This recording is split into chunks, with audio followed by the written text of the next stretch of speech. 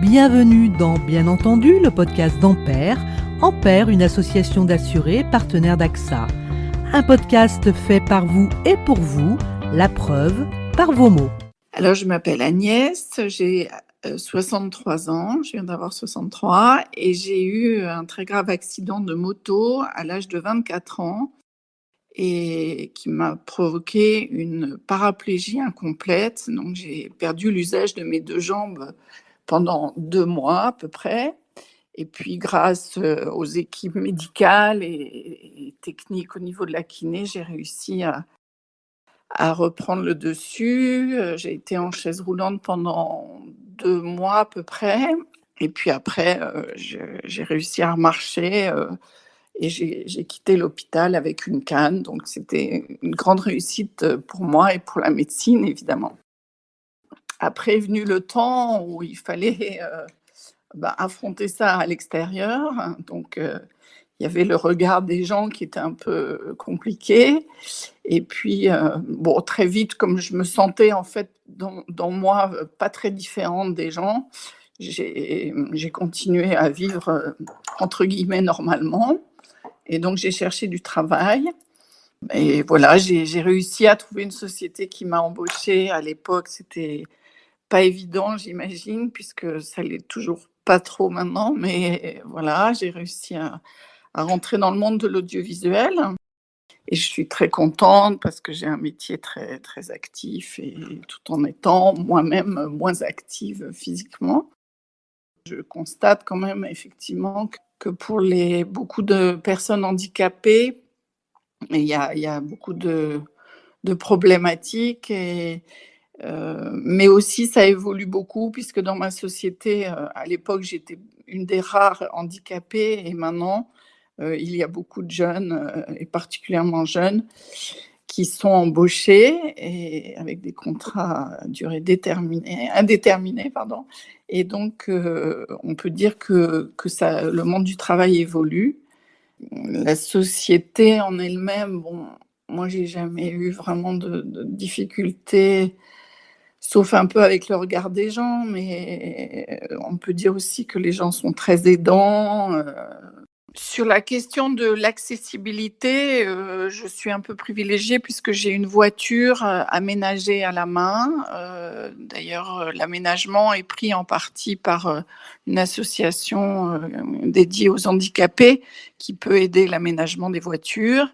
Donc ça, c'est bien et d'autre part, pour tout ce qui est, transport en commun, effectivement, c'est un peu compliqué, les métros, les marches, et ça a besoin d'évoluer, je pense beaucoup pour, éventuellement pas prendre de voiture, puisque la tendance est à ça dans les grandes villes.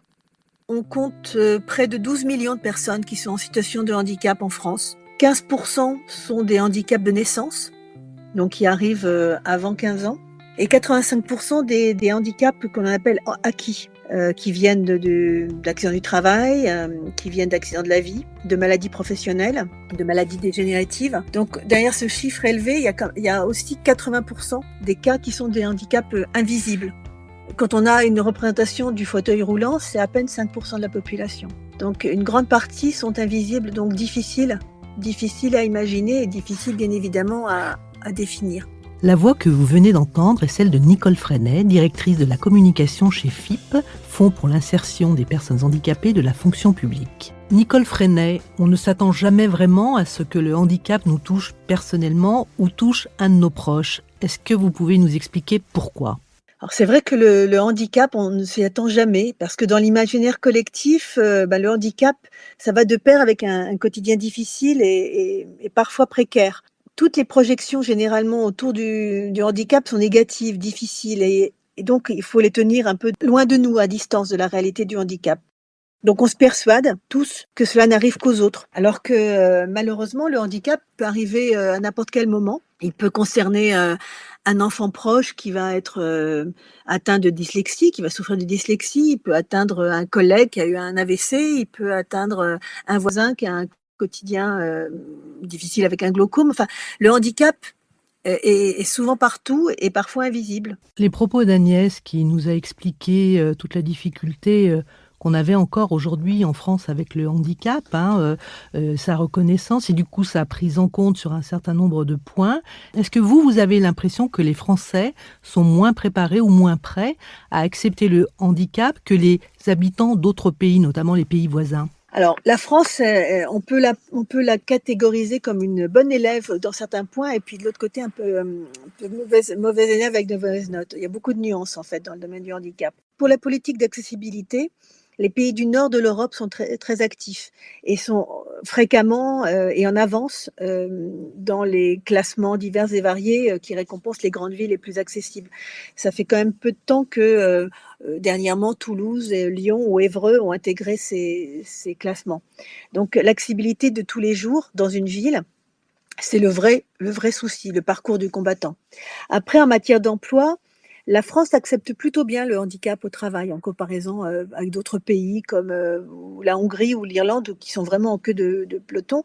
Le taux d'emploi en France, c'est une donnée qui date un peu, hein, qui date de 2011, mais c'était plus de 56% de personnes en situation de handicap qui travaillent. Et en matière d'éducation, la France a choisi donc une scolarité et en milieu ordinaire et en scolarisation spécialisée. Bon, c'est un peu, on pourrait encore améliorer les choses largement, c'est encore un peu élevé puisque, à titre d'indication, en 2019, on avait plus de 360 000 enfants et adolescents qui suivaient des cours dans le milieu ordinaire. Et ça tombe à près de 30 000 étudiants quand on arrive dans les niveaux d'école supérieure. Qu'est-ce qui a permis en France, cette avancée? Vous venez d'évoquer le sujet du métier, de la profession. Est-ce que les associations, par exemple, jouent un rôle important auprès des pouvoirs publics? Et ils sont indispensables et ils sont primordiaux dans leur rôle. Le rôle des associations est fondamental parce qu'elles accompagnent les personnes en situation de handicap, mais également leurs familles, les entourages.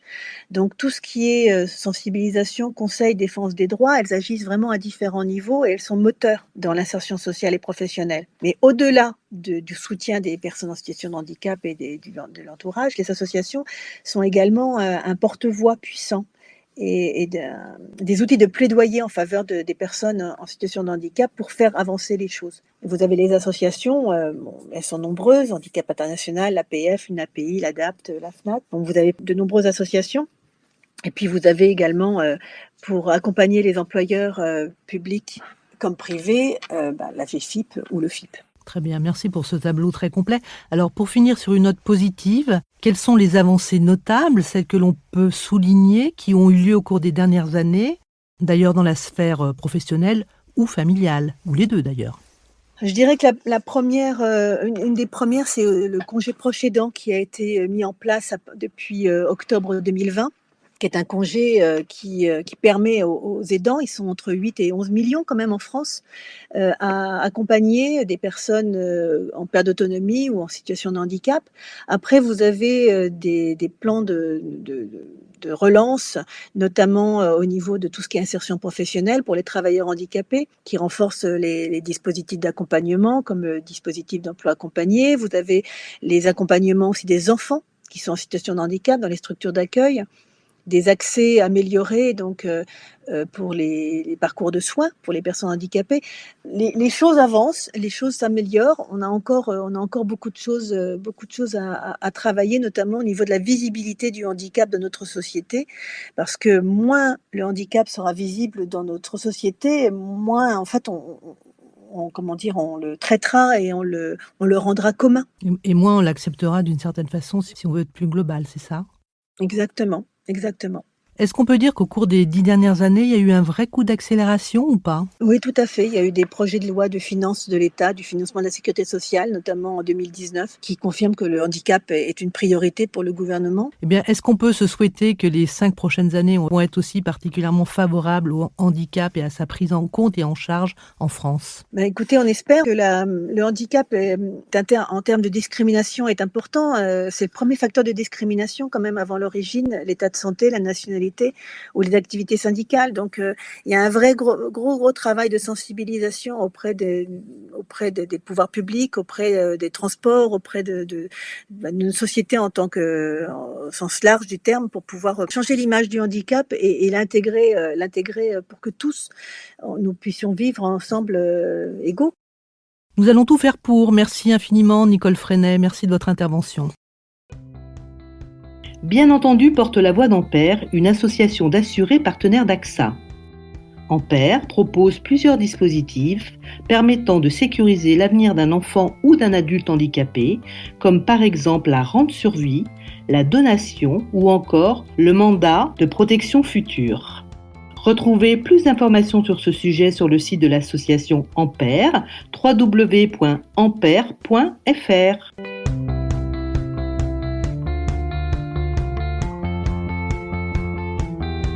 Pour écouter et réécouter ce podcast, rendez-vous sur toutes les plateformes de podcast, Apple Podcasts, iTunes, Spotify, sur le site d'Ampère et celui de Podcasters Media.